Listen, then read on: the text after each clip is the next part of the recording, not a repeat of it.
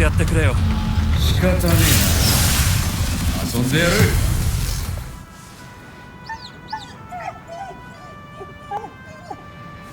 Ghostwire Tokyo is a frustrating title. There is some really interesting, unique content and ideas buried underneath its fairly derivative open-world design. It has a great atmosphere and premise, wandering the empty streets of Tokyo filled with spirits from Japanese folklore and integrating them into modern day. It ended up being a fairly educational experience on a number of fronts, from Japanese folklore to districts of Tokyo. There's something eerie yet surprisingly relaxing wandering these empty streets of a city not known for empty streets. There's some inspired enemy design, but falls short due to a combat system that feels like it's missing a few gears. The main quest is mostly fine, with a few standout moments, but some of these side quests are where the best of Ghostwire Tokyo happens.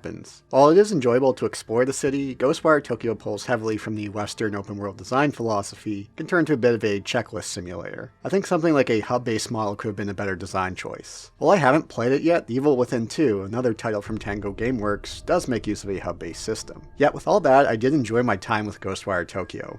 I'm glad to have played it. As far as recommending, it's very much a Steam sale kind of game. One where you could pick up for $20-30, I'd recommend looking into it. I think there's potential for it to gather a small following over time, something that can be looked back on as a overlooked title. Granted, it didn't help that it was released right around the same time as Elden Ring and other notable titles, and it's clear the game had a bit of a rocky development. At some point, this game was supposed to be The Evil Within 3 before it made a hard left. You may remember its unveiling at E3 2019 with then director Akumi Nakamura stealing the hearts of many.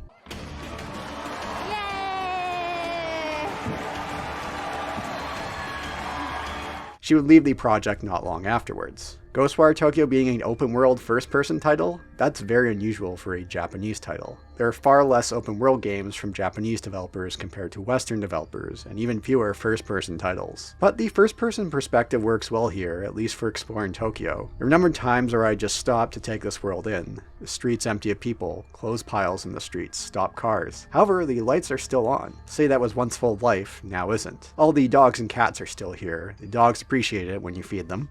Yosh. お食べ。慌てずに食べな。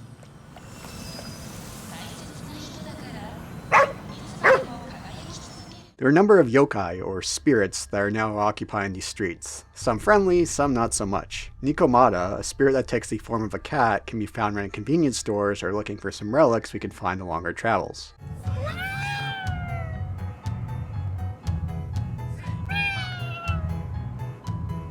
Tengu, another spirit, can be found in skies that we can use to grapple up to and glide around. It works quite well. There's a lot of enjoyment heading up to the rooftops and gliding around Tokyo that way. And there's no fall damage penalty, which is fine by me. The game has a thorough database that you could read through on a number of subjects. I came away from Ghostwire Tokyo with a much better understanding of these various spirits from Japanese folklore and Tokyo itself. A couple years back, I was planning on going to Japan at some point in the near future. Of course, plans change, so it was nice to get to explore some sections of Tokyo. From what I understand, it does a really good job of replicating it. That said, there's plenty of inaccessible buildings, and hey, that's understandable. I wasn't expecting every building to be entered. However, I can't help but feel if they went with a more hub-based model, and had they went with more interiors that we could enter, the game would be better for it. Because a good portion of the most memorable moments that happen in Ghostwire Tokyo come from these interior locations, whether side quests or the main quests. So for a brief overview of Ghostwire Tokyo, we are playing as Akido when the vanishing happens. Akido's body is then taken over by KK to coexist together. Akido's sister is in the hospital, but taken away by the man in the Hanyon mask.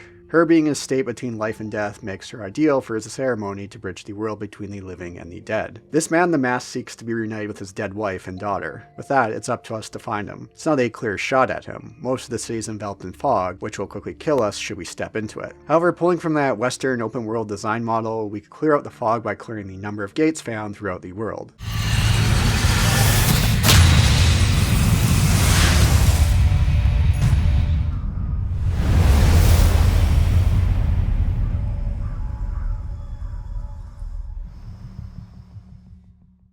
At first, the game is pretty small, but slowly expands as we clear out most of these gates. It does take a couple of hours or so before the game starts to really find its groove. But really, the step had everything going to go with a hub-based world model. Having an area enveloped with fog, and we could warp around to others within the city. Something more like the Eidos Montreal Deus Ex games or Vampire Bloodlines. I don't think there were any major quests here that benefited from being in the open world setting, and would have worked just as well in a more linear-based model. Most are self-contained stories on the side quests that explore some of the folklore spirits that made their way into the world. This is where some of the more, in the words of its former director, the spooky elements come up.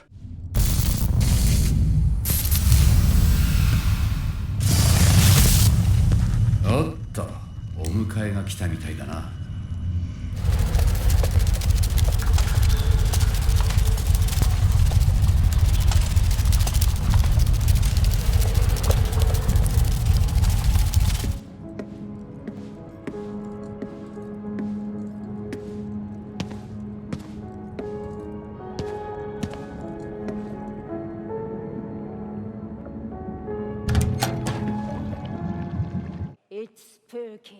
While other side quests can be a bit derivative and quick, these ones are a little more thorough or where the game is at its best. Some sections during the main quest have us navigating these landscapes that are visual treats as turning the world upside down, both literal and figuratively.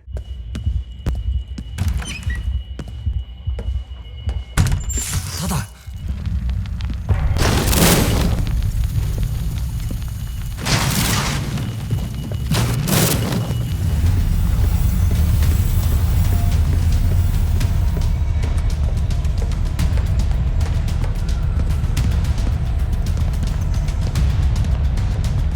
While short bursts, they are very memorable and dripping with atmosphere. Ghostwire Tokyo is a game that's just brimming with creativity, but gets pulled back from a result of some of these open world elements getting in the way, and a title that wasn't sure exactly what it wanted to be for some time. Same could be said for the combat system. We're not alone in these streets of Tokyo. The enemies, spirits known as visitors, will be encountered along the way. The enemies are an interesting mix pulling from folklore of Japanese spirits, but also modern Japanese culture. Overworked employees, stressed out and disenfranchised students being examples. Some really inspired designs here that really stand out from other titles. It's just a shame that the combat system doesn't hit the mark and live up to these designs. There's a few gears missing in the system. We have a melee attack, a bow for stealth attacks, and the ability to block. We have 3 kinds of long-range attacks through ethereal weaving. Talisman can also be used to hide, take down enemies quicker, stun them. When enemies take enough damage, we can rip their core out of them. Feels quite great to do so. There's a lot of weight to it.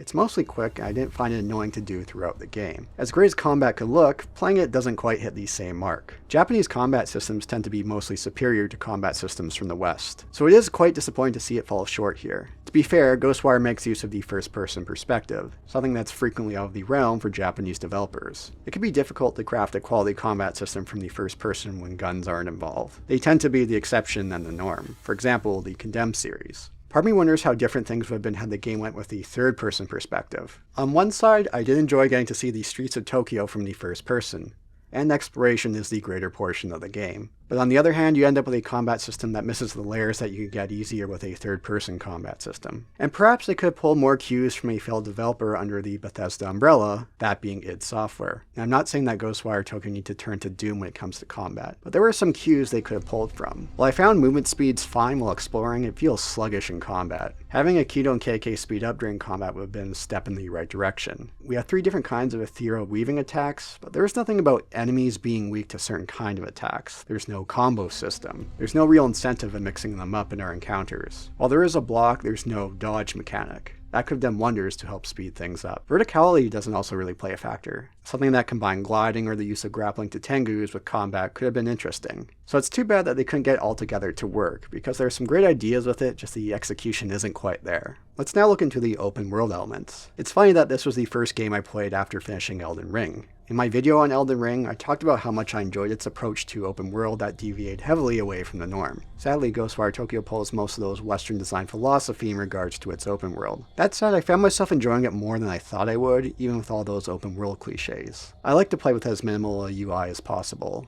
It's clear that the game isn't built around being required to stare at the minimap to get to the next point of a quest. I would usually set waypoints if need be. The map, which can get cluttered very quickly, is very easy to customize to pick and choose what you want to appear. The game makes really good use of sound cues to get our attention, something I notice other games tend to overlook, especially in the open world space. For example, the tengu to grapple onto. In the midst of writing the script, they patched the game to change the volume on them, as they can be pretty loud.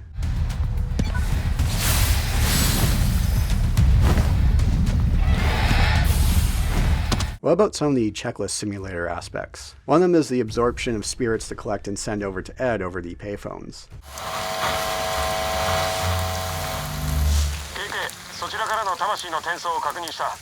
時間はかかるが例になった人も実体を取り戻せるだろう。The game does incentivize this, as it is the best way to collect experience and level up. Quests give you next to nothing on that front. Combat does to a certain extent, but not to the extent of collecting spirits. It's interesting to listen to some of these struggles of these spirits. Some fairly mundane, some more tragic. Some have barriers that you must remove. That said, there's no real difference with these ones, it's just more of a padding out kind of thing. I don't mind doing that at the end of certain quests, as it feels quite final. It's just annoying when some of these are throughout the world. And good lord, there's tons of spirits to find out in this world. It's a fairly quick process to absorb them, and it can be made even faster if you upgrade it on the skill tree, another staple of the modern open world title. It's what you expect from a skill tree, most end up being slight improvements, with the exception of one upgrade that allows you to summon Tengu to grapple onto. Something that is very helpful, although it takes a while to unlock. And even then, it could be a bit hit and miss to get to work the way I thought it would. One of the best aspects of the open world elements of Ghostwire Tokyo are the demon parades. These you'll stumble across randomly in your journeys, in which I would just stop to watch, being utterly fascinated by this procession.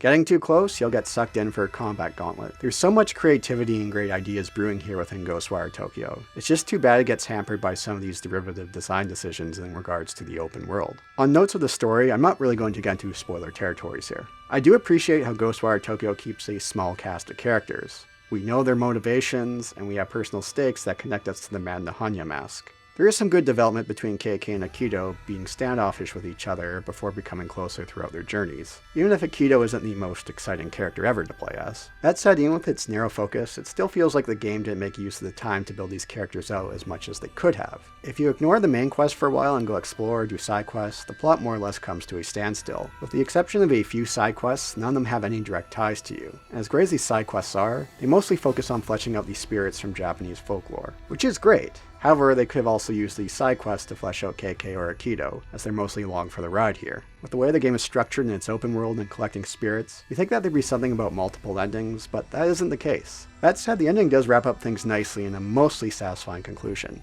but like pretty much every aspect of Ghostwire Tokyo, its execution falls short of its premise, which does make Ghostwire Tokyo a bit of a hard game to recommend. As I said at the beginning of the video, it's very much something I recommend taking a look at if you could pick it up for 20 to 30 bucks on a Steam sale. There's plenty of love and care put in Ghostwire Tokyo, even if it feels like it's being pulled in many different directions. I haven't really played anything like in regards to modern releases over the last few years, even with its derivative open world design. It got released in a time frame that made it hard to stand out against other releases, and while it was initially started as The Evil Within 3, it became its own original IP. Something which has sadly been the exception and not the norm for many large budget titles. There was something really special here, and there are moments where that comes to the forefront. The issue is the game design mostly gets in the way of the creativity that's brimming here, so call this one a recommendation with a cautionary warning. I hope Tango Gameworks takes what they learned from this project and knocks the next one out of the park, because they certainly have it in them.